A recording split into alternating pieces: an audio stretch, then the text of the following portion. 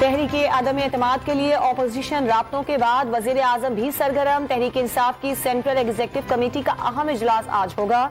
इत्तेहादी जमातों से राब्तों समेत अहम फैसले मुतवक्के। JUI अपने घर की सीट हार गई। तहरीक इंसाफ के उमर अमीन गंडापुर 63,753 वोट लेकर सिटी मेयर मुंतखब। गैर सरकारी नताइज के मुताबिक JUI के उम्मीदवार को 38,000 वोट मिल सके। पिशावर के 6 पोलिंग स्टेशन पर रीपोलिंग। JUI के मोहम्मद जुबैर की कामयाबी बरकरार।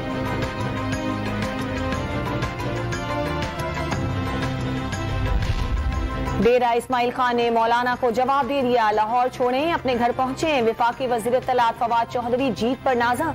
घर संभल नहीं रहा और हुकूमत गिराने निकले हैं। असद उमर का वार। कराची समेत सिंध भर में 2.5 माह बाद CNG स्टेशन खुल गए। सस्ता ईंधन मिलने पर शहरियों ने सुख का सांस लिया। और गिलगित के जिला नगर में विंटर स्पोर्ट्स फेस्टिवल का इख्तिताम। आइस हॉकी, रस्साकशी, पैराग्लाइडिंग और स्की के मुकाबले हुए। खिलाड़ियों को बेहतरीन कारकर्दगी पर इनामात से नवाजा गया।